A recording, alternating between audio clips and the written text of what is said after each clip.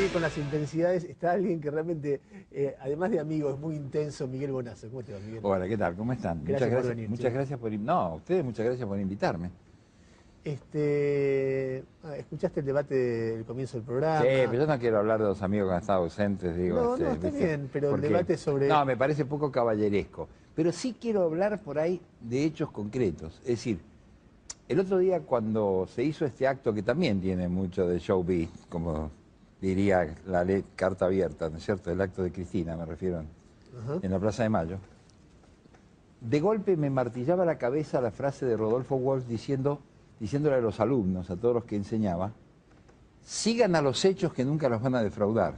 Como diciendo, no antepongan una anteojera ideológica, sino que lo que es un hecho, cuéntenlo. Entonces, cuando yo veía a Gildo Infran, que es un etnocida, que es un asesino de Cuom, el gobernador de Formosa, detrás de la presidenta, justo en el momento en que la presidenta hablaba de los derechos humanos, dije, esto es grave. No significa la Alemania nazi, a ver, perdón. Ahí está la equivocación, digo, el error o la mala intención o lo que sea. No podemos desvirtuar, pero tampoco podemos desvirtuar en el sentido de aquí no pasa nada. Sí pasa con la libertad de expresión. Yo les comentaba recién, antes de cámara, que yo realmente, bueno, me puedo expresar cuando vengo acá, por ejemplo. Y entonces, ¿qué ocurre? Cuando lo pongo en el Facebook, el YouTube, el videíto, muchos me dicen, pasa la corpo. ¿No?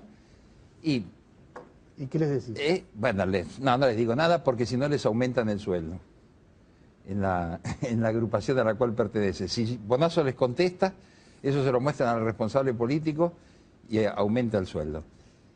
Y digo, ¿por qué esto? Por ejemplo, en la época remota, ya en el Pleistoceno, en la época de la opinión, que dirigía Jacobo Timerman, el padre del actual canciller, yo era periodista y por supuesto no coincidía con Timerman en muchísimas cosas. Y Timerman, por supuesto, que no coincidía conmigo en un montón de cosas. Un día me dijo, vos sos un viejo contrabandista, me dijo con el acento ucraniano que tenía,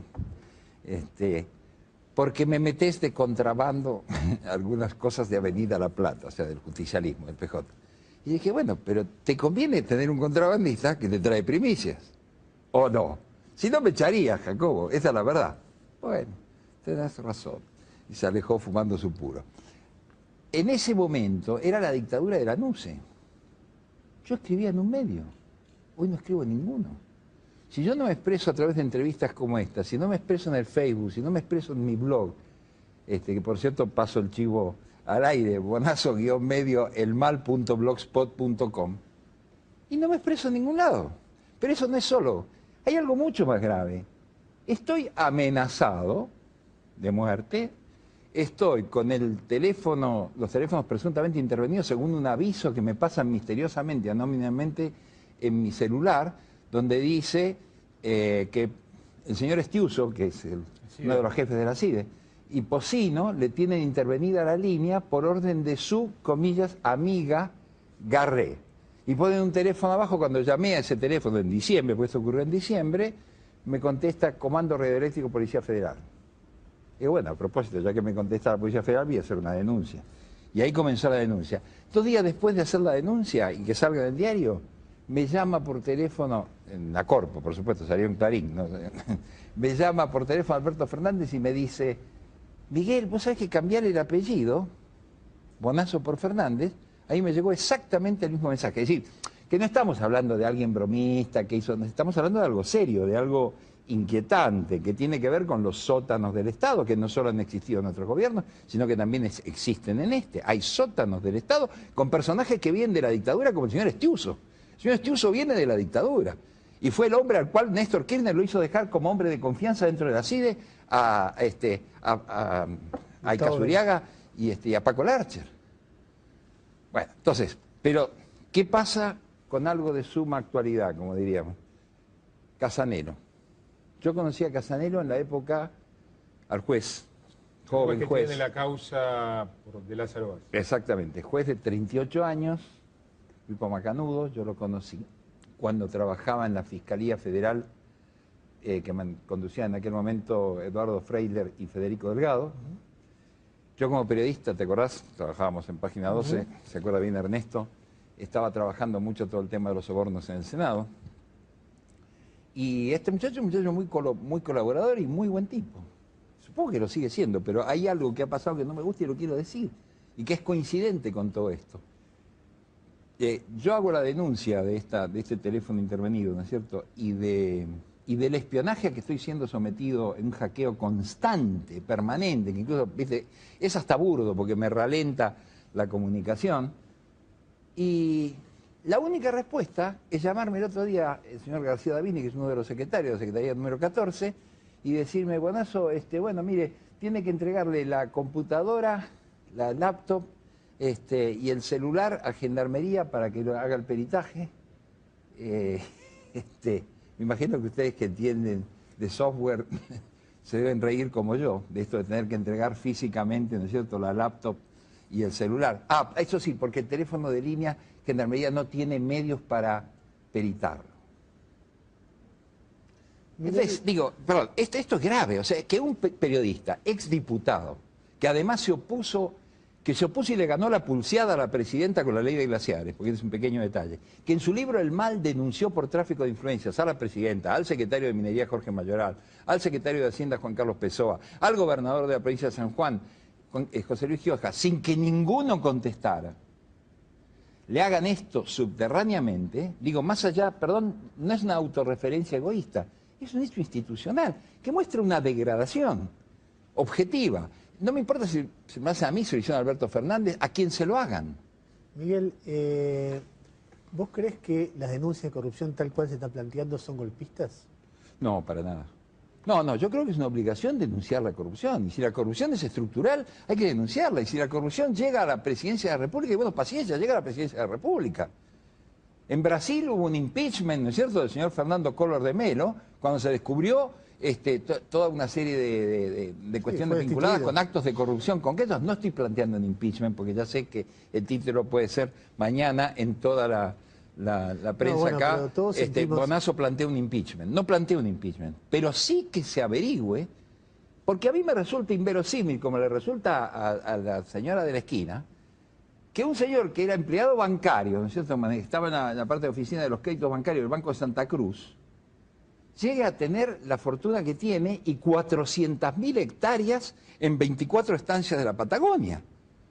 Digo, y las pruebas, ¿qué pruebas pide Carta Abierta?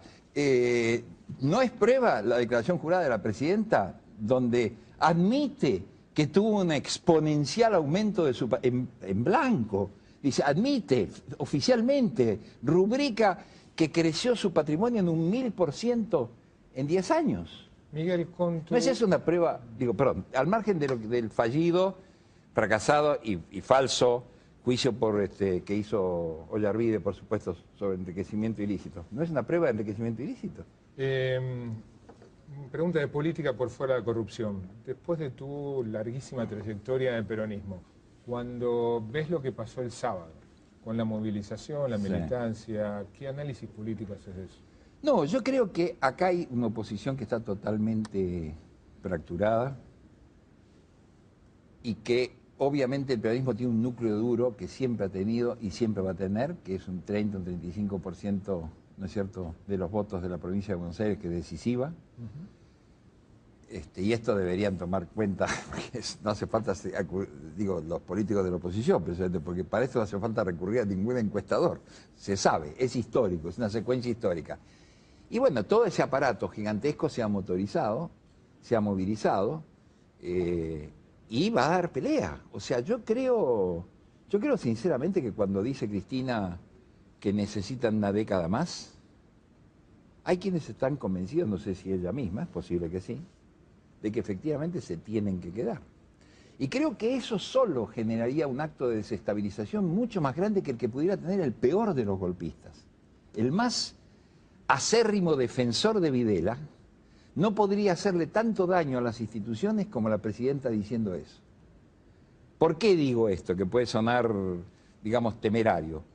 Porque desgraciadamente yo conversaba con Cámpora, con el verdadero Cámpora, con Héctor José Cámpora hace muchísimos años, y una vez tuvo una ligerísima, muy remota y muy confidencial autocrítica respecto del primer peronismo. Y me dijo, en un momento determinado, Miguel, copamos todo. Es decir, el almirante Tecer y Subiza, que fueron operadores, sacaron prácticamente con una reorganización de las circunscripciones electorales, sacaron prácticamente al radicalismo de la jugada. ¿Qué hicieron con eso? Lo metieron desde el golpismo. Es decir, ¿no hubiera sido más inteligente que Juan Perón hubiera dejado a Mercante a sucederlo? ¿Crees que lo van a lograr? ¿Perdón? ¿Crees que van a lograr? Que no me traduzcan ahora y que digan Mercante, Scioli, Bonazo está apoyando. ¿Crees que van a lograr una década más? No. Categóricamente creo que no. Lo que no sé es que vendrá. Tengo serios temores. ¿Alguien de la oposición te entusiasma? No, yo tengo amistad personal con varios miembros de la oposición, una relación muy buena, incluso en el Congreso algunos me ayudaron muchísimo con el tema de la ley de glaciares, ¿no es cierto? Y bueno, y en particular con Pino, digamos, que además hemos tenido una larga historia, pero no estoy haciendo política partidaria. Yo cuando terminó mi mandato fui muy claro, saqué un comunicado, que en fin, todo el mundo tiene derecho a no recordarlo, hay cosas más interesantes para recordar, donde decía que dejaba de lado, no sé si para siempre o por un tiempo, la política partidaria para dedicarme a mi oficio. Hablando de recordar, ¿dejaste de ser kirchnerista en qué año? En realidad yo tuve conflictos desde el comienzo. Algunos no fueron, viste, como las parejas. Hay algunos que son conflictos subterráneos que explotan cuando llegas frente al abogado. Llegamos frente al abogado con la ley de glaciares, justamente cuando la presidenta, en noviembre del 2008. Ese fue el punto de ruptura. Y ese es el punto de ruptura. Pero la verdad, quiero ser muy sincero con ustedes. La verdad es que la corrupción, para mí, o sea, cuando aparece todo lo de Skanska, es decir, a mí me parecía además que la corrupción tenía un sentido peligrosísimo en un gobierno que por un lado reivindicaba la lucha de la generación del 70, porque podía llevar a una suma terrorífica. Es decir, gobierno de los montoneros igual gobierno corrupto. Ese no es el gobierno de los montoneros, ciertamente. Y tampoco digo que todos los miembros del gobierno sean corruptos, pero evidentemente hay hechos de corrupción muy graves, especialmente como Skanska, ¿no es cierto?, dejados de lado por la justicia. Un error de análisis de posicionamiento político importante, ¿no? ¿Cuál? O sea, y la posición que tenés ahora contrastada con la que tuviste hasta el 2008. Pero no haber visto lo que según vos... Mirá, yo creo... No, yo no me arrepiento de todas maneras de haber apoyado al kirchnerismo inicialmente. Y te digo por qué. Porque yo creo que los procesos políticos no son lineales ni son absolutistas. Esto es una visión, digamos, que uno puede haber tenido en las fiebres de la juventud, como diría Monteagudo, digamos, y después tener otro criterio más maduro y más racional después. Yo en ese momento salíamos de la crisis del 2001 y realmente lo que hubiera querido es que hubiera habido un gran partido laborista, que hubiera habido un frente parecido, digamos, un poco al Frente Amplio de Uruguay o al PT de Brasil, pero la CTA no dio ese paso. Víctor de Llenaro, que conducía la CTA en ese momento, ¿no es cierto?, prefirió quedarse. Me estoy refiriendo concretamente a febrero del 2002, vamos a ponerle cronología completa. Entonces, no había muchas posibilidades.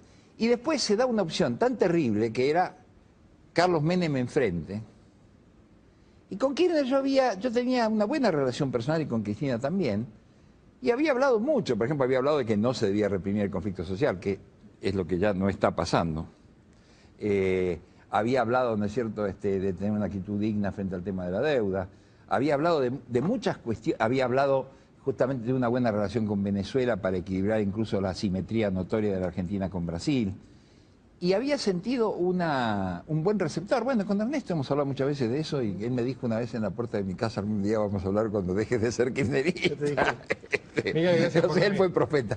Gracias por venir. Hasta luego. Vamos al último corte en el programa de hoy. Palabras